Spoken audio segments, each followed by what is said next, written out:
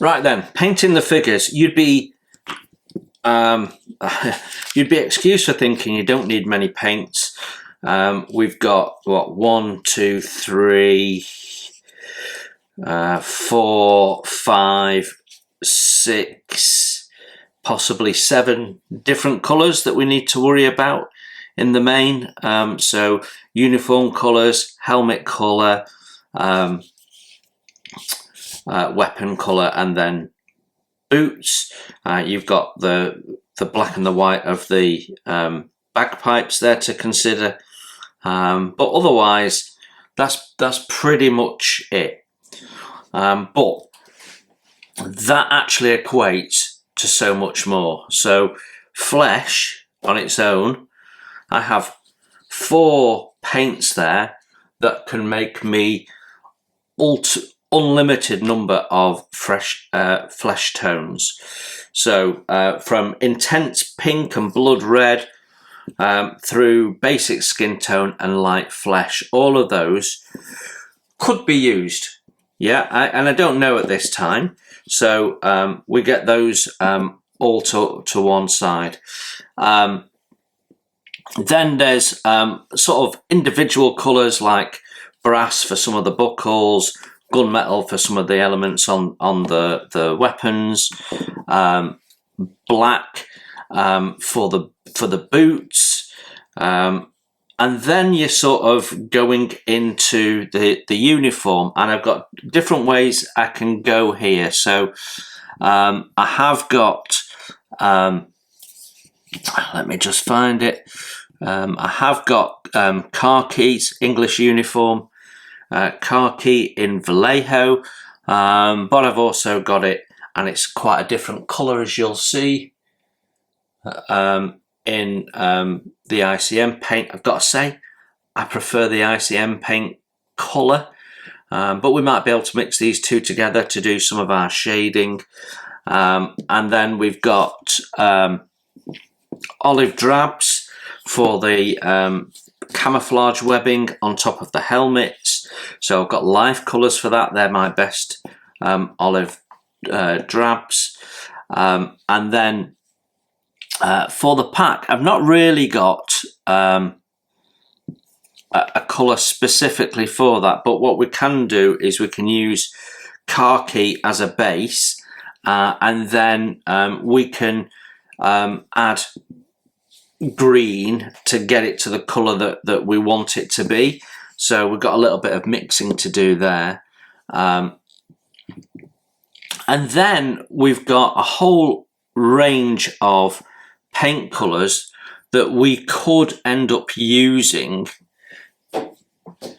to add different shades to the paint colours that we've got. So we've got all of these I consider as potentials to mix in with the colours that are the primary colours for the uniforms, that we could use to create different effects in terms of shade, shadow, highlight, etc. So all of these could get used.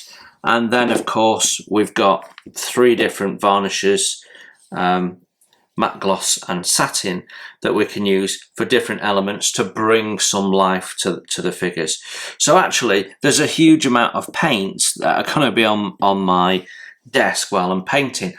Now, acrylic paints are notoriously difficult to work with for figure painting because of drying times. So one of the essential items for figure painting is a wet palette.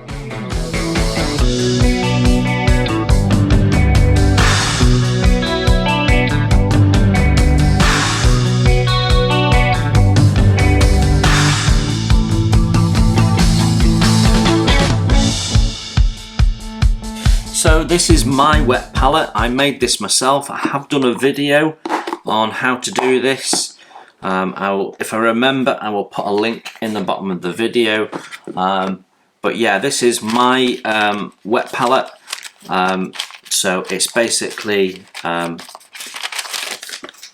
sponge. This is a tool holder, and then you have some baking parchment on the top, and that fundamentally is it. The important thing is that you have it in one of a Tupperware box, and I think this brand is the only brand that do it where the hinge is on the base, because actually you use the lid for the palette. A lot of people make them and they make it in here, and you've got this big edge which is in the way of your paint. It's not a big thing, but you know, all the little things help. So first thing we're going to do is get that palette wet, and then we're going to start painting some figures. So all I have done is poured some water onto the sponge, then tipped out any excess, so we've got just the damp sponge. We can now put the paper on top like that, and this will stay in the fridge. So when we're not using it, it'll stay in the fridge, and we can use this for our painting, and it will keep the paint damp and fresh for much longer. We can also put in there some flow improver or extender to just keep it wetter longer, stop it drying out. But that's basically it, and then when we've finished with it, we put our lid on the right way around and store it in the fridge, and the paint will just keep for days. So that's the plan. Right, so we're going to start painting the figure, and we're going to start by painting the kit. So this guy is slightly different, that he has this sort of buff, I'm not sure what it is, some form of ammunition pouch or something like that. So we're going to start with a base of buff for this guy, and because that's the outermost. None of the others need this colour, so this is unique to him, but that's where we're going to start. So I'm starting with just pure buff in its not been mixed with anything else, so we're just doing that as the base.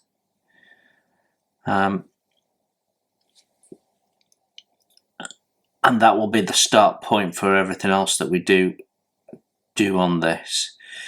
So this is 1041 ICM buff, and we've gone with a grey primer because when you're putting thin layers of paint down, it can help you see where to highlight and where to add shadow. So if you can see there, you can see the greys just coming through, and we'll use that to work with. So we won't be doing any more base coats to try and make the paint completely even. We don't want to do that. We never want our colour to be even, really, on things like this.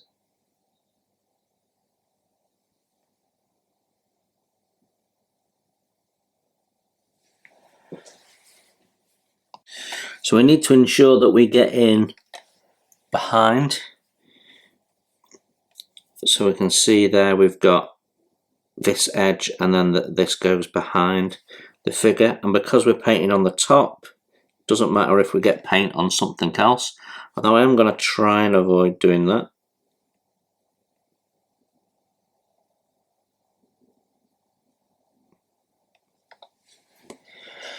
So the brush we're using is a 10-0 long bristle brush, and we're just putting paint on the very tip of it. And get in under that arm there. And then it follows around to the top. So let's just turn him around.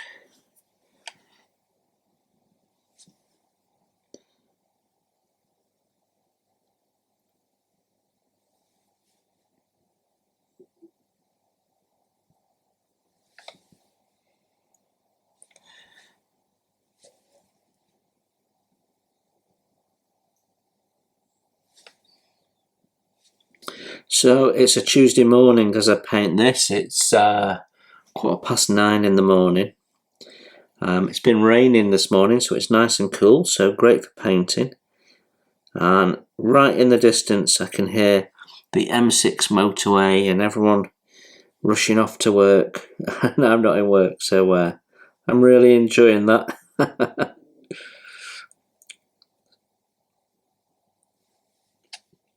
I'd much rather be doing this. Okay, now then, there's a strap that goes with this, so I need to just pick that out as well.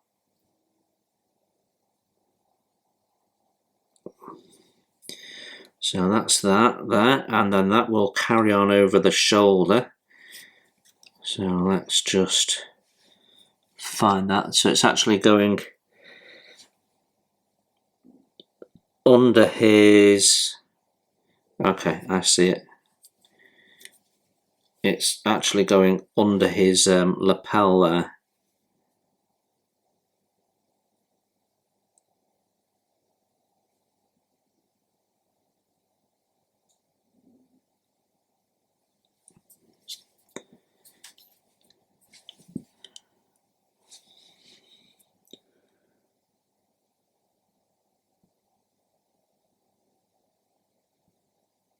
Now I'm overpainting it because I want to capture those sides as well.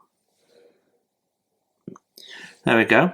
So that's his, I'm not actually sure what it is, but that is now painted in base coat. And that's almost, well it is, it's touch dry. So the good thing about a wet palette is I can now start messing around with those colours and darkening that. So to darken it, I think what we're going to do is add a little bit of light earth. You can see how that becomes a darkening of it. So on our wet palette, what we'll do, I'm just going to clean my brush.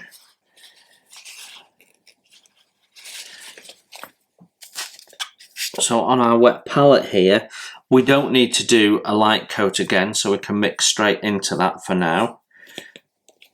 But what we'll do is we'll take a little bit out and put to one side because we can use that for some highlights later.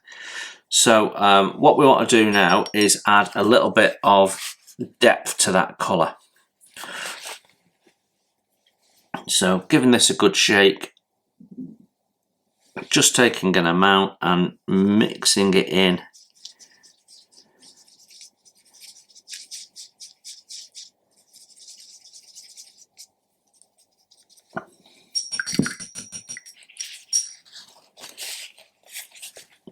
And I'll take just a tab more.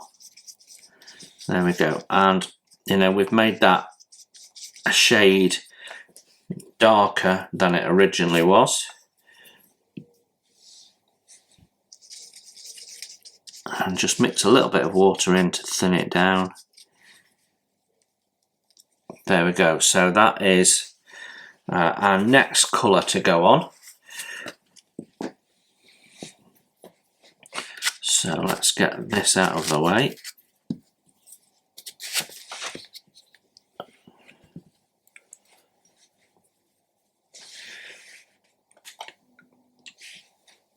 I'll do my best to keep it in shot. So with the darker colour, we're going to paint in right between these gaps here, where we might expect there to be more shade.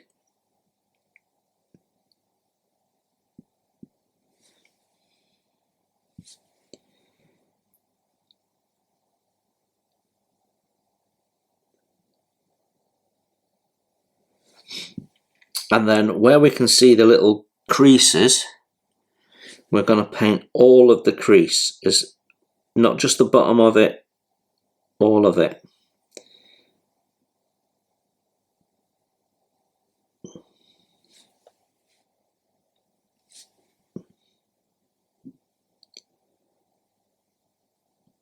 Underneath that flap, got a crease going across there like that, got a crease there, and a crease there.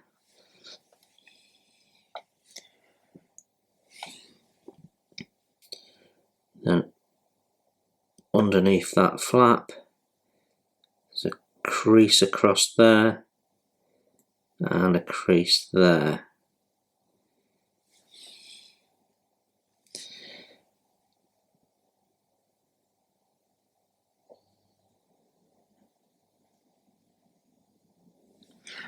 And then of course we want to also do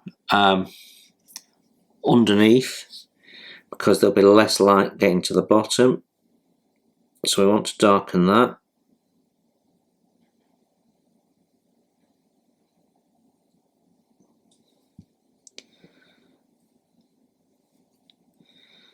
Okay, so you get an understanding of what I'm doing now. I'm just starting to build up the shaded highlights.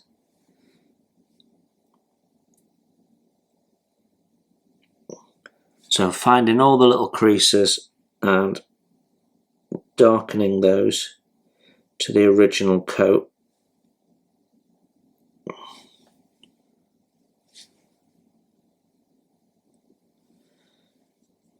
Okay, right, I'll carry on and then I'll come back to you in a moment. Right, we've added some green ochre to that colour mix that we just did, and this is obviously now darker, and we're going in and just doing the very bottom of these areas that we've painted the creases.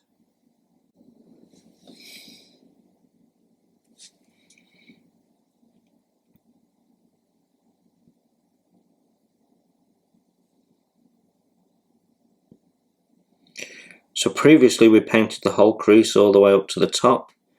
Now we're just painting the very, very bottom of that crease to add some depth to it.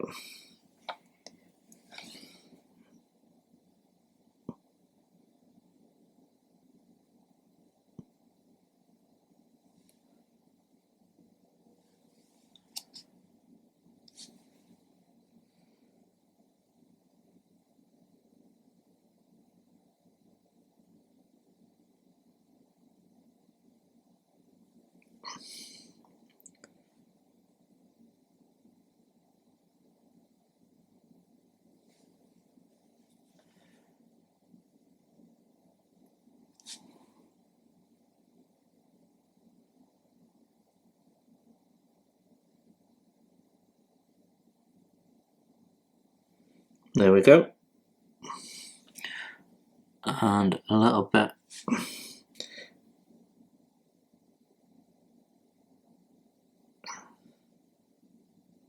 in the creases on the top there. Okay, so I'm hoping that you can see it's actually a bit more vibrant on camera than it is in real life. But you can see those three different colours. So what we're going to do is build up the lighter colours next. So I'll carry on doing this on the back here. You can see the difference. If I it only wants to twist one way around for some reason. There we go. So if you look at that and then compare that with that, you can see the difference.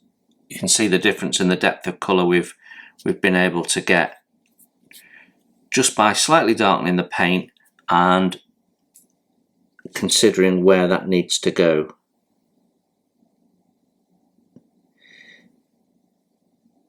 So here the sun is in front of him, so you'd expect the shadow, the darker colour shadows, to be slightly greater. So we can go a little heavier on that dark colour on the back of him.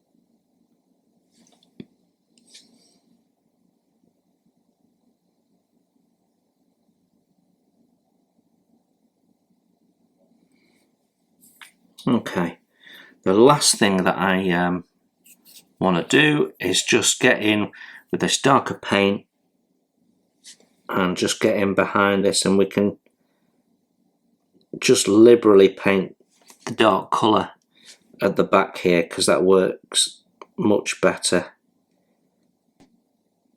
There we go.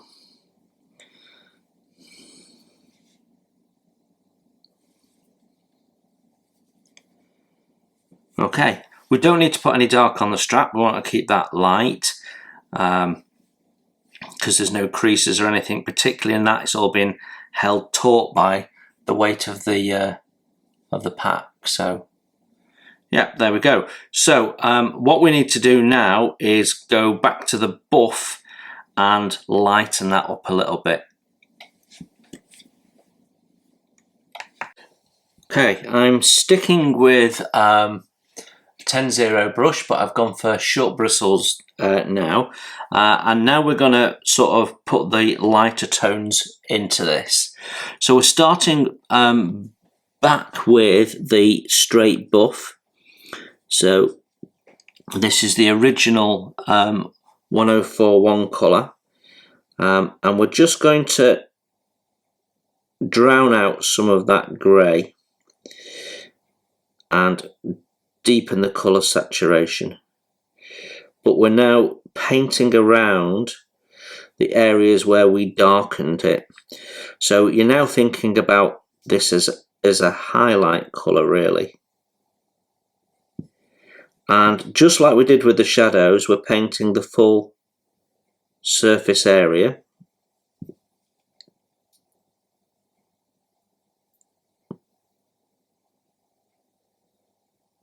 But we're painting in between those shadows to make sure that we retain them.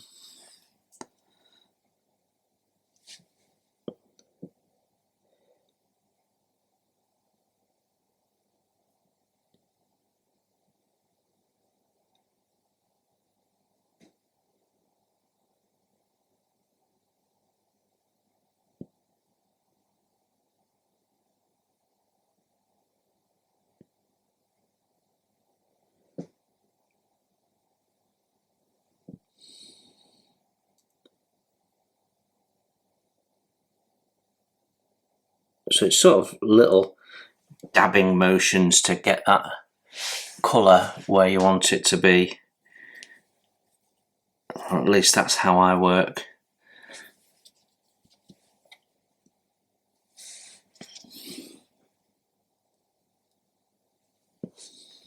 Make sure you don't get too much paint building up on your brush.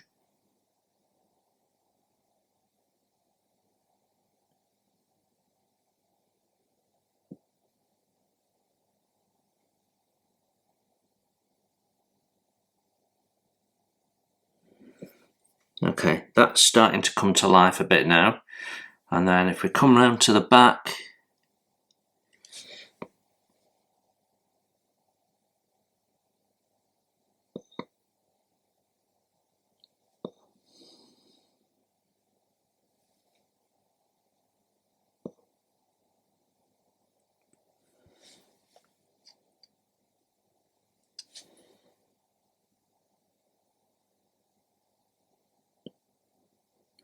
now it always looks a bit lighter when it goes on wet, and then it will darken as it dries, but that's actually helpful when you're putting this on. Okay, so there you go. You can see that's really starting to come to life now. So we'll give that a moment to dry, and I'm going to mix a little bit of white into this now to give it an even brighter look, and then we'll highlight again just where the most bright light is going to be hitting it, which remember is front on. So here we might not actually do any of the white. Right, we have mixed some white with the buff to lighten it, and now we want to consider where is the light bouncing on this the most. So the light's coming from the front, and I want to just highlight some of the very, very forward part of this strap. like so, and that just gives it this effect of the strap being around his chest, so the very front of it is catching a little bit more light. And then we've got this edge here, and we're just going to dab some of that onto there just to highlight that a little bit. Now, in the areas where we've already painted lighter, we want to just get the raised tops, nothing else. So just the very raised tops of any folds and creases.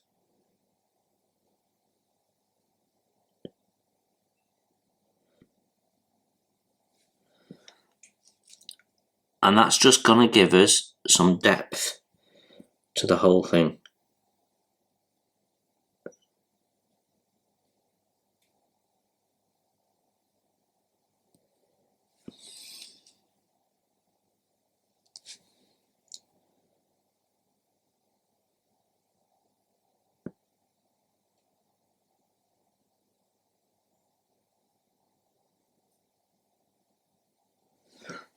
Now, I don't consider myself a particularly good figure painter, but I understand the principle,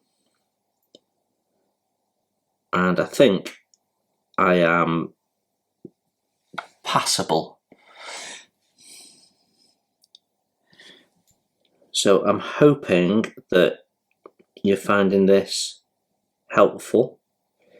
If you've never painted figures before, I can certainly get you to a point where they're passable.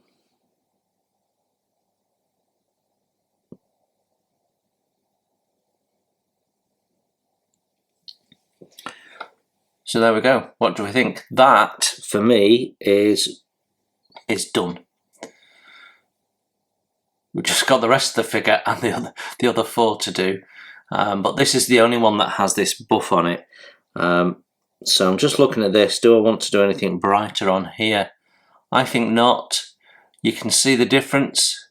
There's more light on the front than there is on the back, which is what I wanted to achieve. Yeah, I'm happy with that. So our next thing is to paint these kit bags, and we can do that on all of these figures at the same time. So I've painted in the base coat khaki that we're going to use for the straps and the bags and the gaiters and bits and pieces. So what we'll be doing is we'll be mixing different shades of green, because this is a khaki green, to do the shading on this, which will bring it to life and make it stand out against the more brown khaki that we'll be using for the uniforms. So yeah, so far so good. Okay, so we've primed all the tempo parts, and then subsequently I've gone in with US grey for the interior colour, which will also be the colour for the inside of the bonnet and the engine area as well. So a few things there were done great. What I'm not sure of, and there isn't any real instruction for this, is what the underside is. I struggle to think that the underside would be painted the same colour as the body. I would have expected it to have been maybe even sealed with something, given that this is wood. So I might do this in black, but we'll do that a bit later on when it's been mated up with its parts. So I'm now ready to start building this up and seeing how this comes together and doing some detail painting. So I'm going all the way back to step 1 now, and we can start the process of building this up. It's difficult to know what is right and what is wrong with some of the interior painting, because you're largely looking at restored vehicles. One thing that seems to be common is that the knobs and switches are all black, but the instructions are asking me to paint this little dashboard black, but most of them seem to be the same colour as the bodywork, and in many cases the whole interior of the vehicle is the same colour as the bodywork. So I've decided to go with the grey that is being recommended by Miniart for the interior, and then I'm going to, as you can see, do the bodywork colour for the dashboard, because it will show off the black switches and it will just add a little bit of interest, and it will look quite good under weathering as well.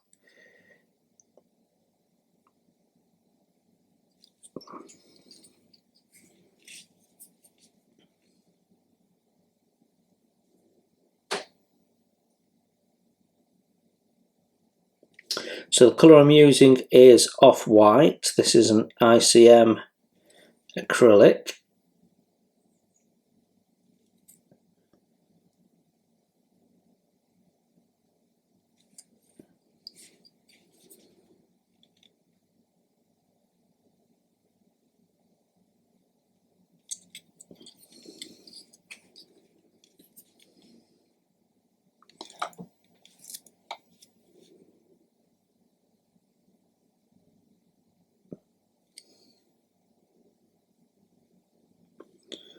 We'll just give that a moment to dry, and then we can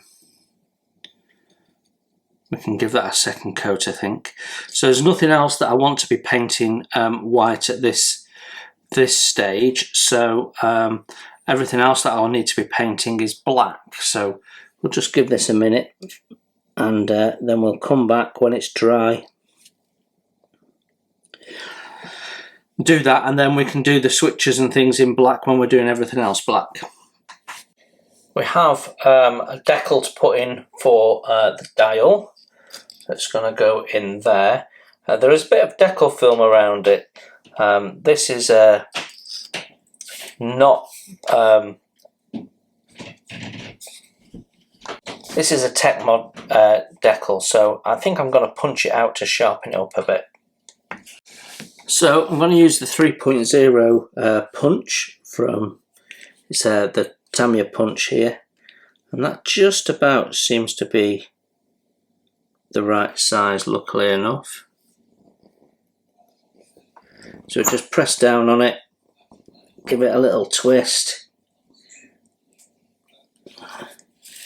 Yeah, it's actually slightly bigger than we need, so we can go and trim that in. You can see where the punch is slightly bigger, but the next size down was too small, so it's not quite cut it out.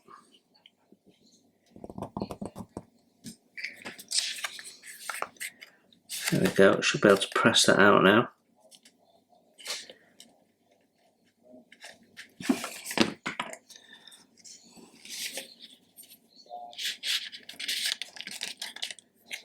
There we go. So I can just use the punch very carefully to tidy that edge up. So there is a part that you can see through, so that's going to allow me to line up with the edge and punch off that excess on that side.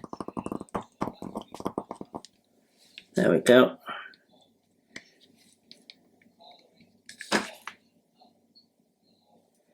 Right. So we just need a little drop of water now. And get that soaking.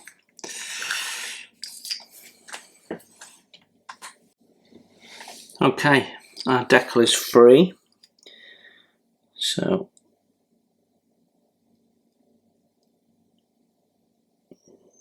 there we go, that sits in there nicely. If we hadn't have cut the decal film off, that would have been just sitting proud on the bezel of the dial, and then would have kicked that film up and just starts to look messy and scrappy. So it's worth just trimming it off if you can.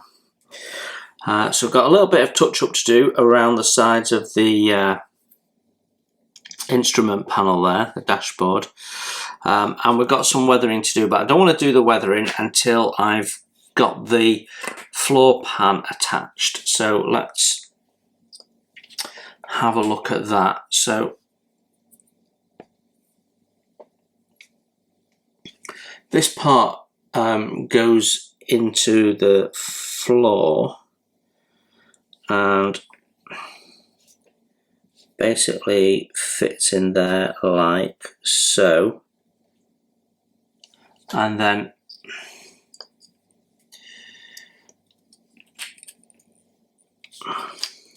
it lines up with the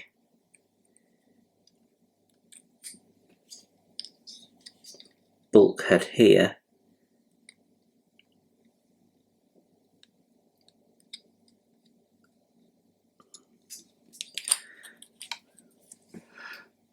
So this end goes in there like so.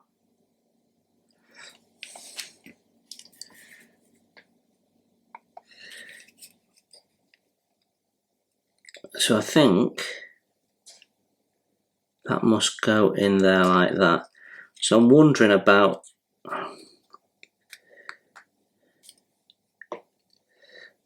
gluing that in first, then putting this in. I think that'll be easier.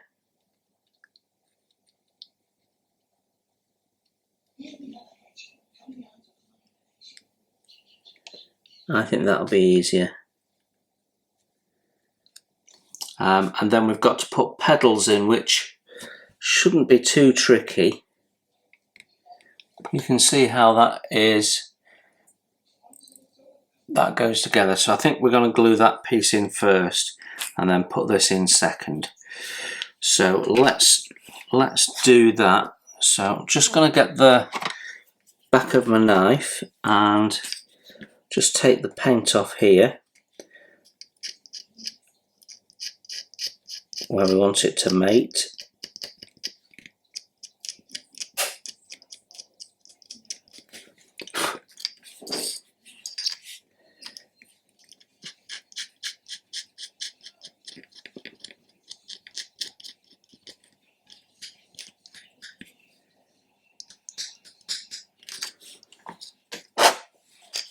Okay, we should be able to put those two together now.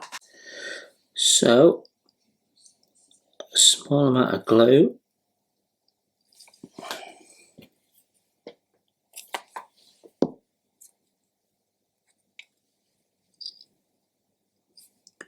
I think we can put some glue on that edge as well by the looks of it, which will just give us a stronger bond once it's all dried.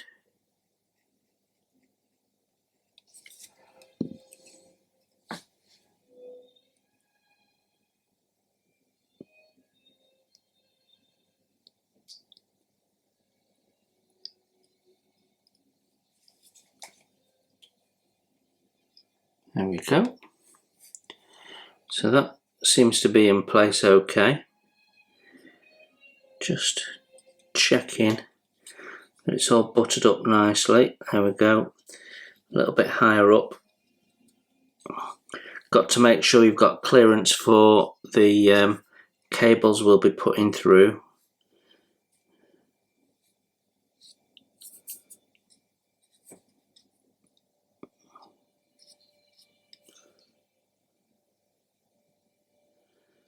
Okay, that looks good.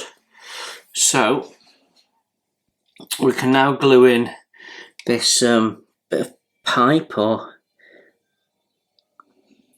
it seems to be drive shaft or something like that. So it connects in two places.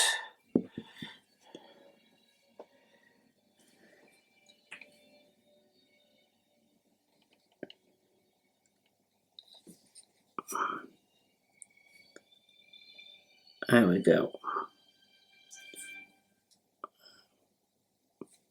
Nice and square. Yeah, that's good.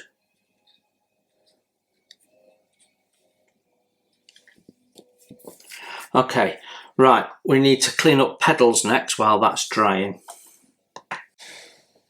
So I've cleaned up the pedals and we're just dry fitting them at the moment. And they seem to fit lovely.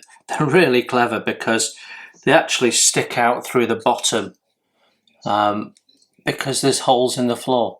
So they actually do the job properly, as they should do. Now the instructions say paint these gunmetal, but actually what I'm going to do is paint them black and just paint the actual pedal in gunmetal, but leave the arms and the cross member there in black, which I think is going to be more in keeping. And this, which I think is the handbrake, will be painted black as well. That snapped during cleanup. Had several things snap on me in the past on Miniart kits. It's just the nature of the plastic, unfortunately. But yeah, happy that that all fits in, and it is all in place. So I've glued in this arm, and we're just going to put a little bit of a liquid poly in now and glue those pedals in place. And then when that's all dried, we can go in and paint them in the black and the gunmetal ahead of any weathering that we might be doing.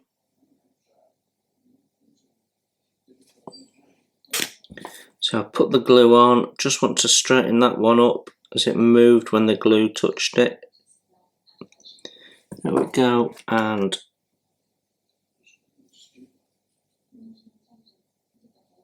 a bit of glue at that end. Excellent. Now what I can't do now is lie this flat, so we're going to lie it that way while this dries. Now what we can do next is paint the seats, and the instructions call for brown. I contemplated leather brown, but I didn't think it was actually brown enough. So I'm going to go with this. It's deep brown, and then we can do a darker wash on it. I think that'll... I think I was sort of between that and the saddle brown, but I think the deep brown cuts it better for me. Although there's not much in it, clearly. We might be able to use that as a bit of, add a bit of wear on the corners or something, but yeah, I'm going to go with the deep brown.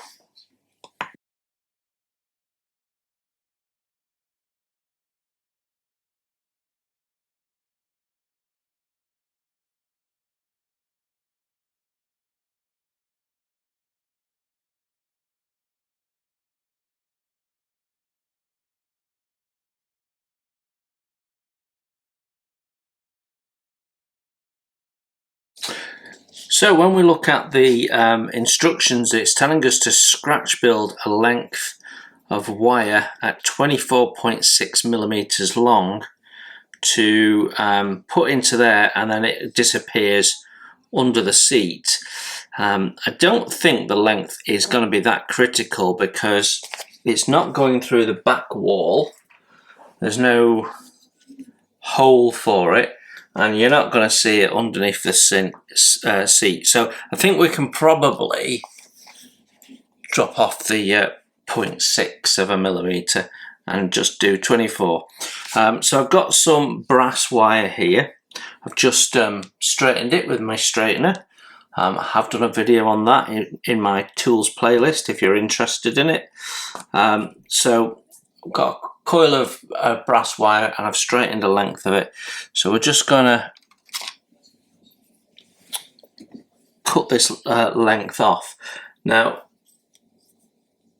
that length, I think, is before you bend it, so well, we'll see. So we want 24. So there we go, that's 24. These are my old ones, so don't be thinking that I'm using my decent sprue cutters for cutting wire, because I wouldn't do that. Okay, so we have our length of wire. We just need to bend the end now, and I think what I'm going to use is I'm going to use a little vise, because I can get a really tight 90 degrees angle on it. So just open it up. So this is a toolmaker's vise. and I use it for precision jobs such as this.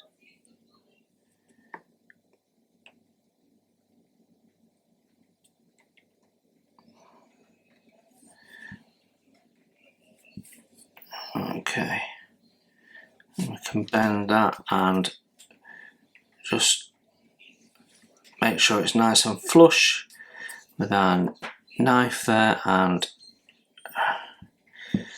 did I say knife? It's definitely not a knife. Right, I meant to say with my rule, I have bent the wire a little bit, but we can straighten that. Right, so that's our scratch built wire done. Let's see. So that goes there. Yeah, that's gonna be fine. Now there isn't a colour for this, but I'm thinking as I'm doing the rest of it black, that black's the way to go before it gets weathered. And yeah, it'll go down there, down the side of the battery. So that was another point that I wanted to make. It makes sense to install this before we put the battery in, whereas the instructions have you, there's just a hair I'm trying to get rid of. The instructions have you put the battery in first. That's just going to make that job a little bit more difficult. So anyway, we've done our scratch built little bit of wire, dead easy job, and now we can get on with painting this, painting the pedals, and then a little dollop of thin CA, and that's that job done.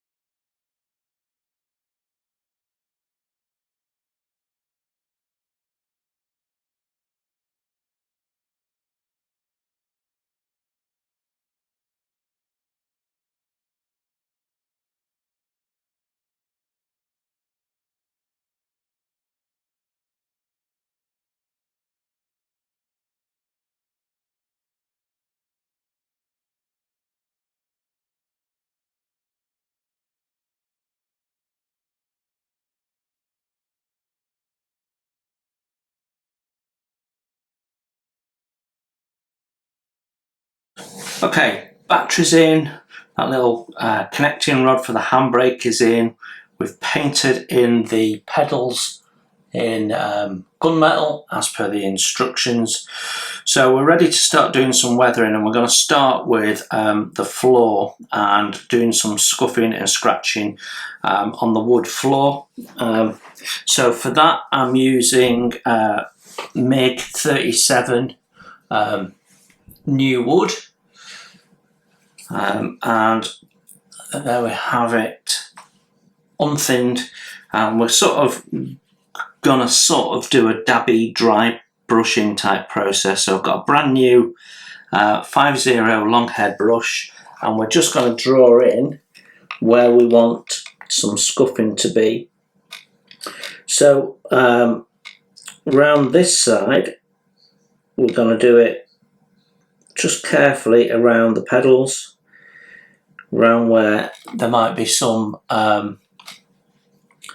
footwear, and I would have thought there would possibly be more wear around this outer pedal, with the left foot being used a bit less than the right foot maybe.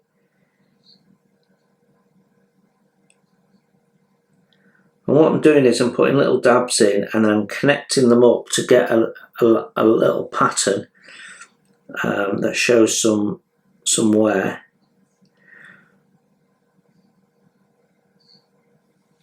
Don't worry about the gaps between the wood, because what we'll do later on is we'll put a little wash in which will sort of link that together.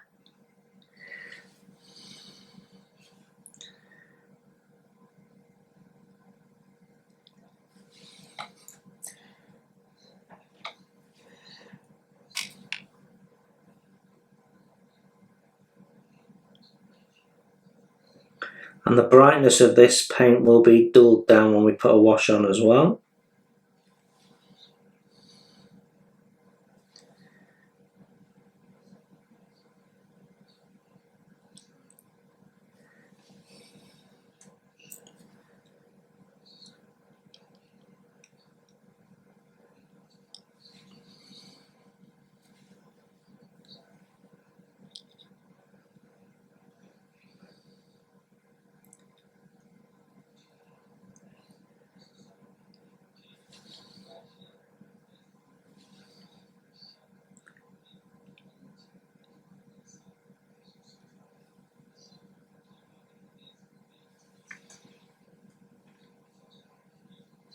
Okay, that's a reasonable start. I've deliberately kept it away from the edges where it's less likely to have worn. I think we can assume that the edges of the planks are quite vulnerable.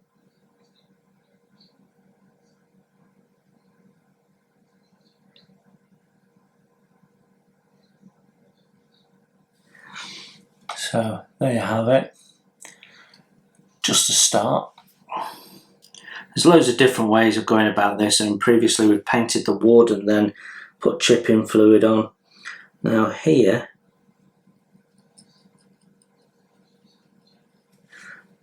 what we're doing here is the legs are going to reach out a bit further here, so we'll put a bit more paint down and then take it off the brush and just spread that and feather it in a little bit, which will give us a bit of scuffing effect. We'll come back and do scuffing there in a minute.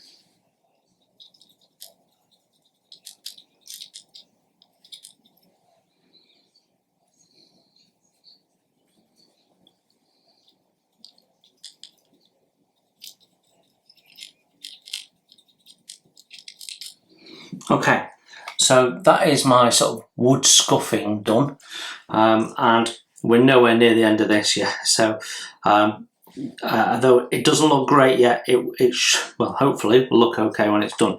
Right, next stage is to do some chipping on the metalwork.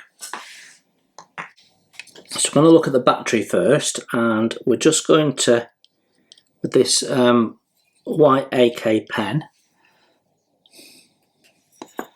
we're simply going to paint in. I've just dabbed it in a little bit of water.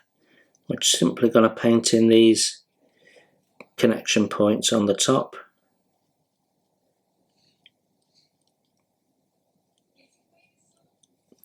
There we go. So that looks great.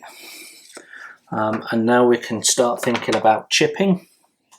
So we're using a chipping colour. This is an AK pencil, and we're just going to go in and grab the bits where we expect that there would have been some chipping. So there's going to be foot bashing along the side of this, so we're going to just chip. Now I'm dry chipping because if you do wet, it expands the area a little bit, and that doesn't look as good, and it's less easy to control.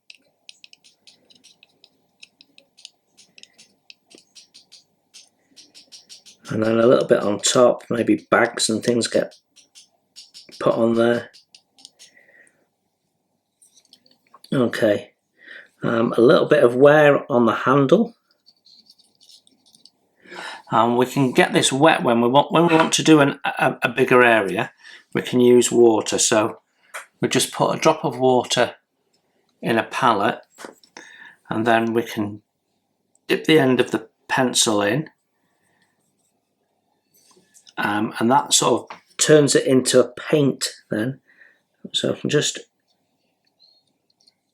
end of the handbrake there, which get used quite a bit, and put some wear on that, and then a bit of chipping at the bottom.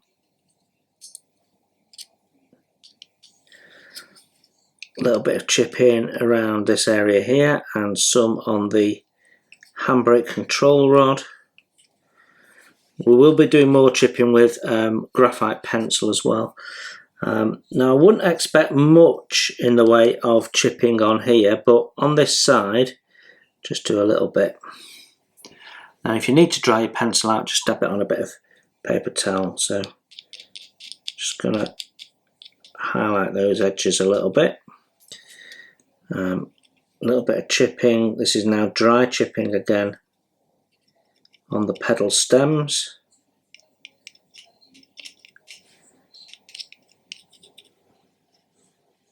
There we go, and possibly some on here as well.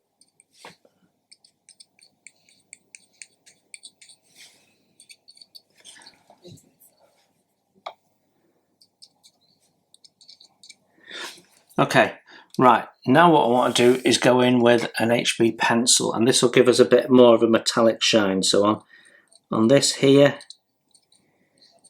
where that might be worn, and a little bit on the rod, and again on the handle.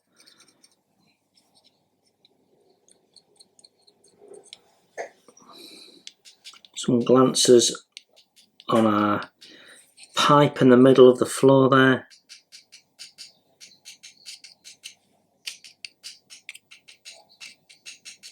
We're just dabbing it so it looks a bit sort of used and bashed about. We've got some teeth here, and I want to metallise those. Wherever the foot might have rested on the metal,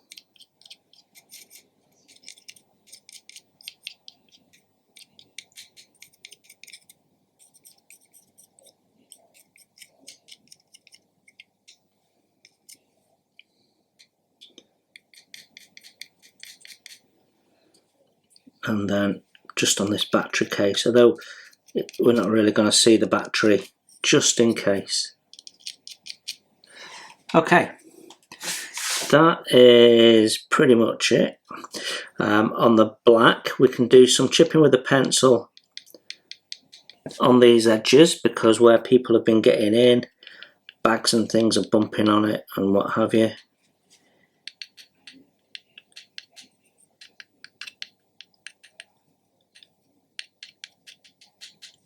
And because we're using pencil on grey, it's nice and subtle. It's sort of something that you see in the light. A few scratches as well. A bit heavier on this corner sort of area that's going to get knocked, I would think.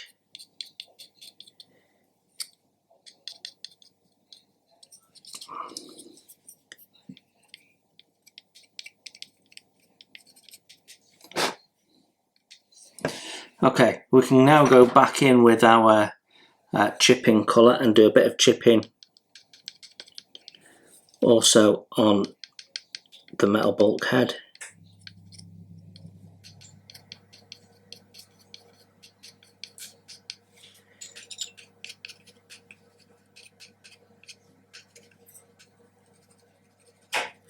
And we can also do some light grey in this area as well.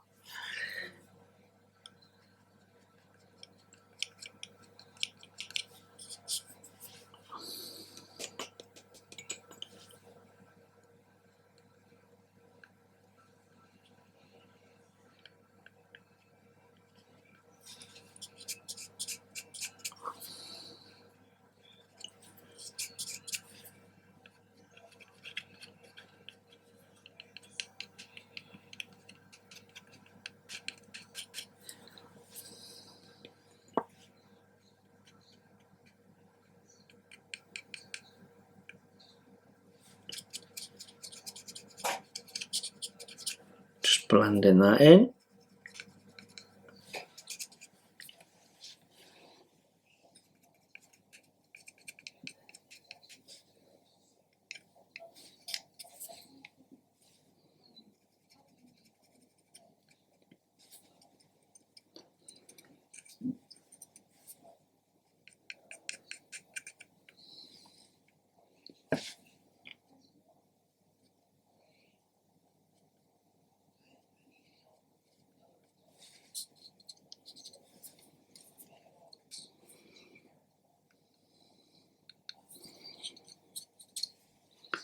There we go.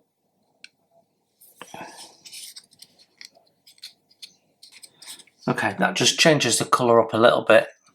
Like I say, we're not done yet. We're just building layers up of this. So dark chipping for wood now, and we can just go in and put a little bit of variation into some of this that we've already done.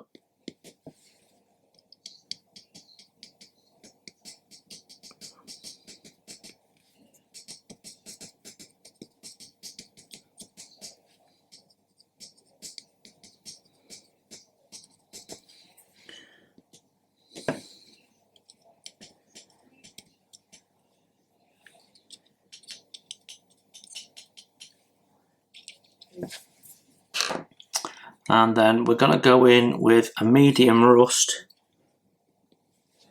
and just do some of the areas around this mechanism here.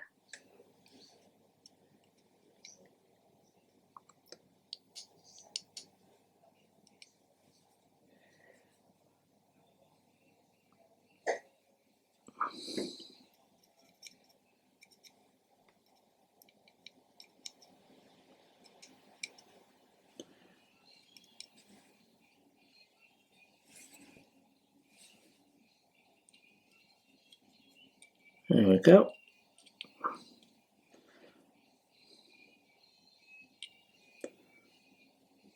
Okay, that's looking pretty good. So now that's done, just going to give that a moment to dry off. The next thing is to give it the whole thing a bit of a wash. Thanks for watching. Please hit the like button and subscribe if you haven't done so. It's free, and that way you won't miss my first impressions, my tool reviews, my product reviews, and any of my builds, including wooden model kits as well as plastic. It's all free, and if you'd like to support the channel, you can hit my PayPal link in the text below. Every pound goes straight into the channel to keep the cameras rolling and to do more fun stuff for you to watch.